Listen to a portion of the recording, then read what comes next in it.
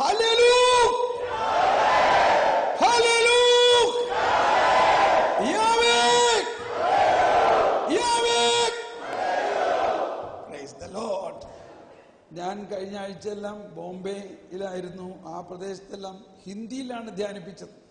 എന്നാലോചിച്ച് നോക്കിയോ, ഞാൻ അവിടെ 5 ദിവസം ഇംഗ്ലീഷിലും മലയാളത്തിലും ഹിന്ദിയിലും ഞാൻ തന്നെ പറഞ്ഞു കുറെ സമയം. അതായത് ആദ്യം നിങ്ങൾ അവിടുത്തെ രാജ്യവും നീതിയും അന്വേഷിക്കുവിൻ, അപ്പോൾ ബാക്കിയുള്ളതെല്ലാം കൂട്ടിച്ചേർക്കപ്പെടും. First seek the kingdom of God and its righteousness, rest all things will be added unto you. पहले तुम स्वर्ग का राज और उसका धार्मिकता का खोज में लगे रहो, बाकी सब कुछ जोड़ा जाएगा. हालेलूया. ഇങ്ങനെ 5 ദിവസം ഡൽഹിയിലെ ധർക്കത്തോല സ്റ്റേഡിയത്തിൽ ഞാൻ ധ്യാനിപ്പിച്ചിട്ടുള്ളതാണ്. 3 ഭാഷയിൽ. ഇതൊക്കെ ദൈവം തന്നിരിക്കുന്ന കഴിവുകളല്ലേ?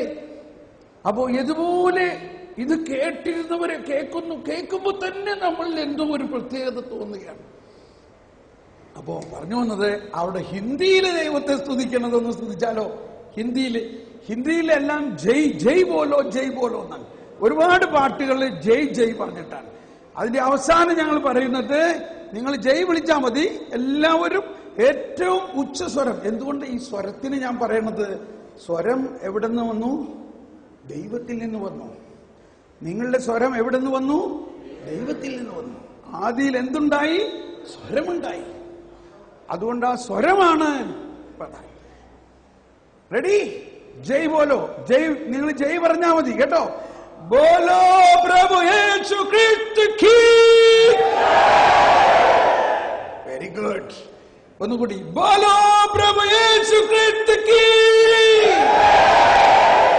हमारे मुक्तिदाता की,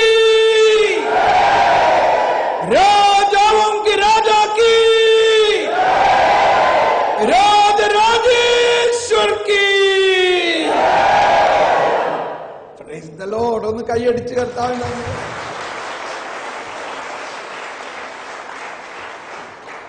ഇരിക്കാം.